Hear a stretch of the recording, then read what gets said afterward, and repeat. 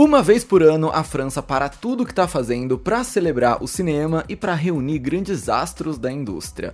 Mas não é só para festa não. O Festival de Cannes funciona também como um ótimo termômetro para a gente descobrir o que vai bombar na próxima temporada de premiações. Por exemplo, filmes como Anora, Emília Pérez e A Substância, que causaram muito no Oscar desse ano, fizeram seu nome justamente nesse festival ano passado. É agora que a gente descobre em partes do que a galera vai falar nos próximos meses. Nesse ano, o evento começou no dia 13 de maio e terminou no último sábado. E já te adianto que o Brasil marcou presença e fomos muito, mas muito bem representados. Hoje eu vou te contar tudo o que rolou no Festival de Cannes.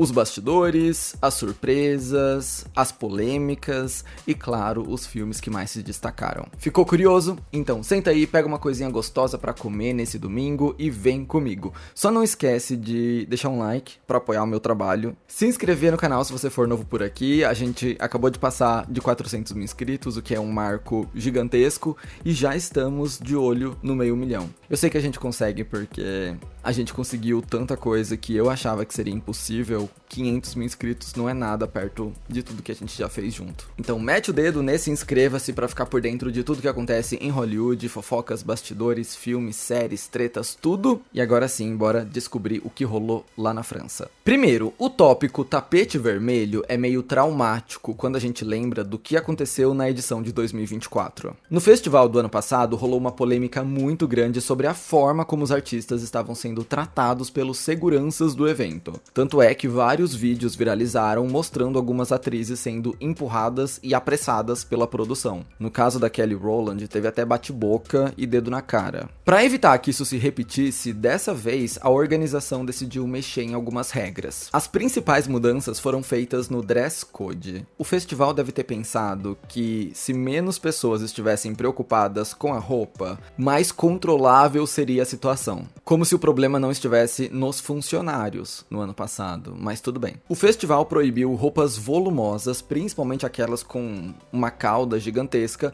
sob a justificativa de que essas peças elaboradas atrapalham o fluxo de convidados. E também proibiram a nudez, provavelmente como forma de evitar um escândalo Bianca Censori, como aconteceu no Grammy alguns meses atrás. De fato, a gente não teve empurra-purra nesse ano, mas eu não sei se foram os looks que ajudaram nisso. Até porque não teve peça de 20 metros, mas teve desfile de carnaval. Juro! O elenco de O Agente Secreto, o filme do Kleber Mendonça Filho, que a gente vai falar mais sobre já já, simplesmente chegou no festival trazendo um desfile de frevo. Eu te disse que o Brasil foi muito bem representado nessa edição, não disse? Pois a gente já chegou dando um show. E falando em tapete vermelho, fora as pessoas que já estavam de alguma forma envolvidas no festival com os seus filmes, nós tivemos uma galera grande desfilando ali. Passaram por lá Marina Rui Barbosa, Camila Pitanga, Camila Queiroz, Bárbara Paz. Repetindo, Brasil bem representado. Além das brasileiras, também vimos Gracie Abrams, Naomi Campbell, a gravidinha do momento, Rihanna, acompanhada do maridão, A$AP Rocky,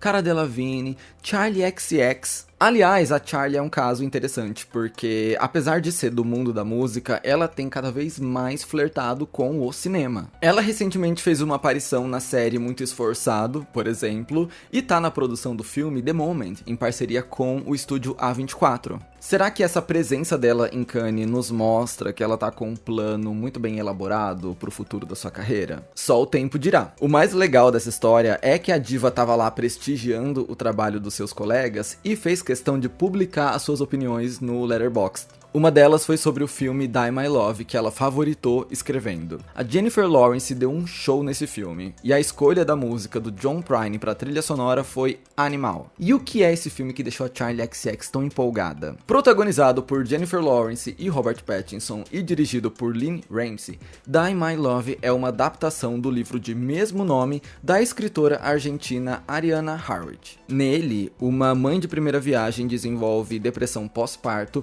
e começa a ter episódios de surtos psicóticos dentro de casa. O filme está sendo descrito como uma mistura de thriller com drama, com uma pitadinha de comédia, e um fato curioso é que a Jennifer Lawrence estava grávida durante as filmagens. Ela estava esperando ser o segundo filho com o diretor Cookie Maroney. O bebê nasceu no comecinho desse ano. E ela contou que a experiência de filmar grávida ajudou na construção dessa personagem. Abre aspas. Eu estava grávida de uns 4 meses e meio, quase 5 quando a gente gravou. Eu estava com os hormônios à flor da pele, mas eu me sentia ótima e foi isso que me deu condição de me entregar totalmente àquelas emoções. Ainda sobre Die My Love, essa foi uma das poucas produções que conseguiu sair do festival de acordo fechado. O filme foi adquirido pela MUBI por 24 milhões de dólares, quantia que dá à empresa os direitos de distribuição da obra na América do Norte, no Reino Unido e na América Latina, além de alguns outros países específicos. Eu disse que essa foi uma das poucas produções que conseguiu sair de lá com um negócio fechado de distribuição,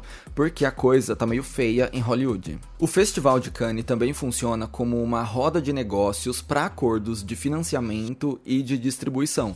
Só que nesse ano os investidores estão super mais cautelosos por causa de uma medida política que o Donald Trump ameaçou implantar nos Estados Unidos. No início desse mês, o presidente mencionou que queria impor uma tarifa de 100% sobre filmes produzidos em países estrangeiros que quisessem ser distribuídos nos Estados Unidos, sob a alegação de que Hollywood estava morrendo, porque ninguém mais produz filmes lá dentro. A gente podia fazer um vídeo só para explicar isso, mas basicamente é muito mais vantajoso você produzir um filme fora dos Estados Unidos por uma série de motivos. O principal deles são os incentivos fiscais que esses países oferecem aos estúdios. Por exemplo, é muito interessante para Escócia que você vá lá gravar um filme, porque aumenta o turismo, porque gera empregos, etc, etc. Então, eles dão incentivos para isso acontecer. Não é de hoje que a gente escuta os atores falando: ah, você gravou o filme aqui em LA mesmo? Caramba, que sorte, nossa, pertinho de casa. Porque isso se tornou raro. Os filmes não são mais gravados em Hollywood. Por isso, o Donald Trump quer impor essa tarifa nos filmes produzidos fora do país,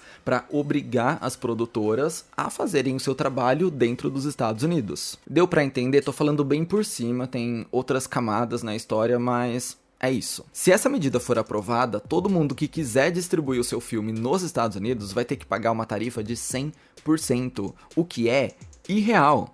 É fora da casinha, é absurdo. Ninguém vai querer mandar filme para os Estados Unidos. Então tá rolando esse medo em Cannes. As distribuidoras estão incertas de comprar os direitos de um filme porque elas não sabem como vai ser o futuro. O The Hollywood Reporter definiu essa edição de Cannes como marcada por um mercado mais lento e com poucos acordos significativos. E esse caos não passou despercebido pelo Robert De Niro. O ator de 81 anos recebeu das mãos do Leonardo DiCaprio uma palma de ouro honorária pela sua contribuição ao cinema e usou seu discurso para criticar o governo Trump, convocando, abre aspas, todos que se preocupam com a liberdade, fecha aspas, a protestarem contra o atual presidente. E o Robert De Niro não foi o único ator a receber um prêmio honorário. O Denzel Washington, 2 vezes vencedor do Oscar, ganhou o mesmo título do Robert De Niro, uma palma de ouro honorária. Mas a sua passagem pelo festival foi um pouco mais conturbada. Pouco antes de receber a honraria,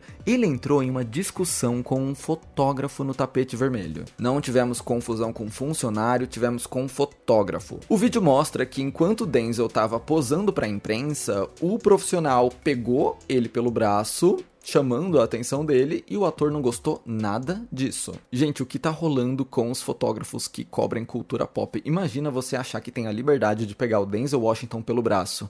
Vem aqui, vem fazer uma foto aqui comigo, vem! Não é difícil entender que o Denzel tava mandando o homem parar de tocar nele. Tá bem claro a leitura labial aqui. E já que entramos nesse tópico polêmicas do Festival de Cannes, deixa eu te dizer que teve um ator que foi banido de participar do evento. Trata-se do Theo Navarro Mussi, que faz parte do filme Dossier 137, indicado à Palma de Ouro. A decisão de proibir a participação dele veio do Thierry Frémaux, o diretor-geral do festival, depois que o ator foi acusado por 3 mulheres de abuso e violência física e psicológica. As denúncias foram feitas entre 2018 e 2020 e, apesar de terem sido rejeitadas em abril desse ano pelo tribunal, as supostas vítimas planejam apresentar um recurso. Então, o negócio ainda tá na justiça. Do outro lado, o ator Kevin Spacey foi um dos homenageados no festival. O astro de House of Cards não dava as caras no evento desde 2016, quando veio à tona uma série de denúncias contra ele envolvendo seu comportamento sexual. Ele respondeu a 9 processos de casos que teriam acontecido entre 2005 e 2013,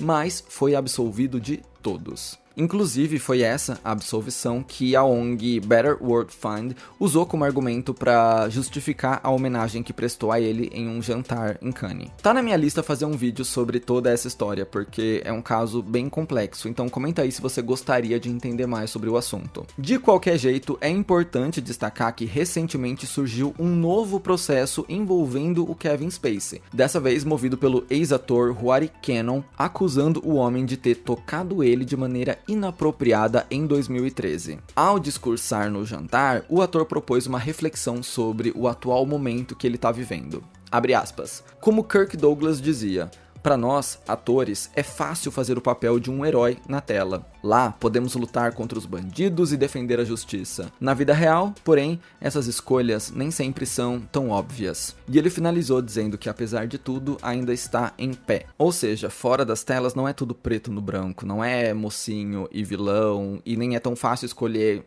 qual briga você vai comprar. Outro nome controverso que ressurgiu em Cannes foi o do Ezra Miller. A estrela que dá vida ao Flash não fazia muitas aparições públicas desde 2023, quando o filme do herói foi lançado. Naquela época, o Ezra se envolvia em um escândalo diferente por dia. Você acordava e pensava, o que o Ezra Miller vai aprontar hoje? Desde então, o ator se desculpou pelo seu comportamento e disse que procuraria ajuda para cuidar da sua saúde mental. E a participação dele nesse festival foi pontual. Ele só foi prestigiar o filme da Jennifer Lawrence e passou bem rápido pelo tapete vermelho, sem parar para tirar foto ou conversar com ninguém. E o Festival de Cannes de 2025 também marcou a estreia de alguns diretores que são bem conhecidos pelo público em outras áreas. Esse é o caso da atriz Scarlett Johansson, que dirigiu Eleanor the Great, protagonizado pela June Squibb, e do ator Harris Dickinson, que experimentou pela primeira vez a direção em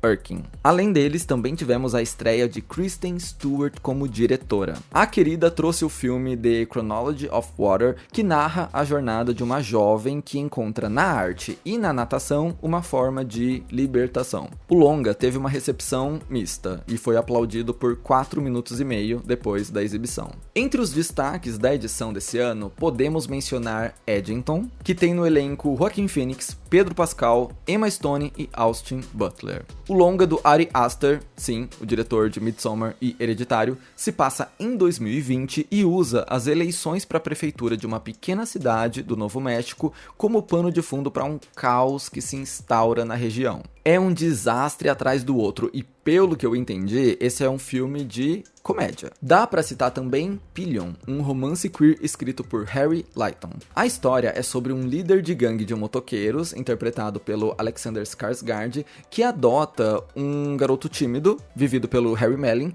como seu novo submisso na gangue. Inclusive, olha a camiseta que o Alexander usou no evento. Enfim, você sabe que aqueles aplausos infinitos são uma tradição de Cannes. Então, nesse ano, o filme mais aplaudido foi Sentimental Value, que foi ovacionado por 19 minutos, entrando na 3ª colocação da lista de filmes mais aplaudidos da história do festival. A obra, dirigida por Joaquin Trier, acompanha o reencontro das irmãs Nora e Agnes com um pai ausente. Fica a dica para você salvar esse nome. Pronto, vamos falar sobre o Brasil. Nosso país esteve em Cannes com 3 obras diferentes. A primeira é Love Kills, dirigida pela Louisa Schelling e baseada em uma história de quadrinhos do ilustrador Danilo Beirut. Esse thriller é ambientado em São Paulo, na Cracolândia, para ser mais específico, e gira em torno da história de amor de uma vampira, chamada Helena, e de um humano chamado Marcos. A segunda produção brasileira que marcou presença foi o terror Casarão, da Cynthia Domit.